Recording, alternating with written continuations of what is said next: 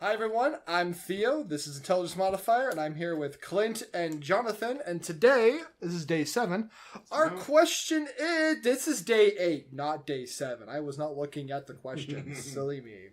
The question today is, how can we get more people playing?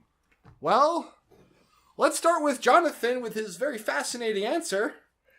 You think it's fascinating, and you might be right, but you know how a lot of marketers, work these days? Sex sells.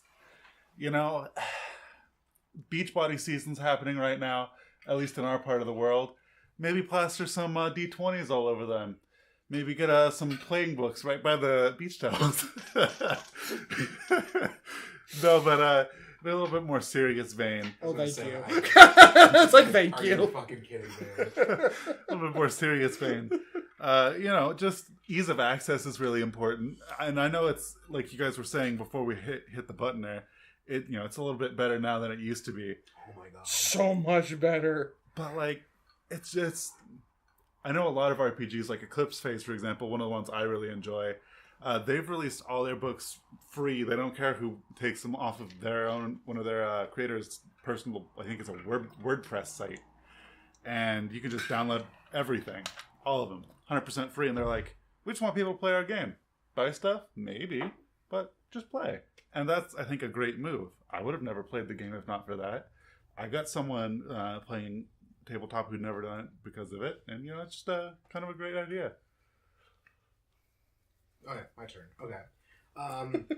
So, if you're watching this video, you probably play role-playing games, probably fairly regularly. I mean, this is kind of a really niche video set to come across. We're like niche of the niche of the niche. Well, I mean, like RPG a day in general. It's like a very in-house circle thing.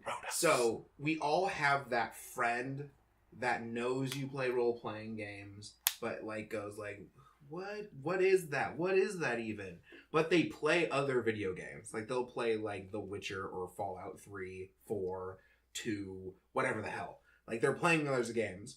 Everyone has the one that has that weird little interest. You gotta pounce on that shit. If they have a sparkle in their eye of at least giving the game a shot, jump on it. I personally had a rule in high school. You were not allowed to make fun of me for playing D&D until you sat down at the table with me for one session.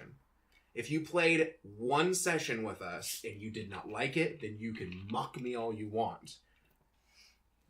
I got 5 people to be a part of our regular group this way, of my friends. They just joined in and just started playing. Because they're all like, oh, what's this? Because it was all nerdy shit. And now it's all it's so everybody does it now. There's a Gen Con is going on right now. Oh, right now, God, technically. the things that are coming out of that. Actually, sorry. Behind the curtain. Technically, it was 2 days ago, but as you can know, we batch record this shit. But you know, whatever. I don't care. Look behind the curtain.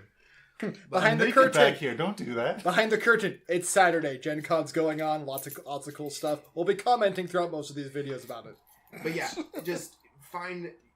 We all have people that have at least some tangential thing that they like, sci-fi or fantasy. They play the games or read books. That's really all you need. It's just, I feel a ton of people just have some weird stigma to tabletop role-playing. It's the nerdiest thing you can do, which it's not. It's LARPing. That's a whole nother thing. Hi.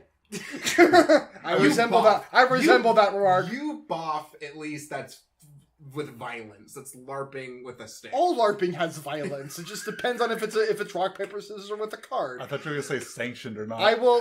There's that too. Yeah, there's those back alley LARPing sections. I will do a video for this channel about LARPing later and go into why it's one of the weirdest fucking things in the world. Yeah, and there's a reason why I've only done it the one time, but I did like it. But digressing. Back on target. That's my answer. Stay on target. So, how to get more people playing? Well, we were discussing it, just ease of access. So you got people like Terry Crews, really popular, muscular, this really great, jock-looking type guy. Just did a video with the Nerdist where he's playing D&D. And it's one of the funniest shit I need to watch that. It's great. I haven't seen it yet. Especially when he like lifts up he pretends to lift up a hammer and he starts getting his biceps to shift and move, getting people laughing. He's like, "What? I'm gonna ham it up!" And he's just like, the joy in his face just getting involved in this. Vin Diesel plays. Robin Williams and Billy Crystal. Billy Crystal played Warhammer 40K. Hell, Monopoly, the game that every child at 5 learns about. There's a Warhammer 40K version of it coming out, which is awesome. And even Munchkin, the game where it's like, oh, you don't know gaming, let's introduce you to Munchkin. That's a board game that's not friendly to your friends. There's a 40K version of it coming out now. It's just like these like games that are just like seen as like nerds is just getting they're becoming more mainstream, and that stigma that like the three of us dealt like in high school, like earlier on in life, where it's like, oh, you game, you're just this nerd, go fuck yourself, we're gonna mock you and make fun of you because you're weak, is now, oh, hey, you game? That's awesome, let's do some more of it. And like as Clint said, like, if someone has like, if they play video games like Fallout or like Dark Souls or things like that, there are now board games of those, and they're pretty good, and they deal with stuff that's in the game so people can immediately understand it. It's just great that it's out there and it's there for mainstream use, mainstream looking, and people are gonna be like, oh, this is pretty cool. In fact, like with like we was mentioned, like behind the curtain, Gen Con's going on right now, so there's like announcements coming out every day. They're like of new stuff coming out.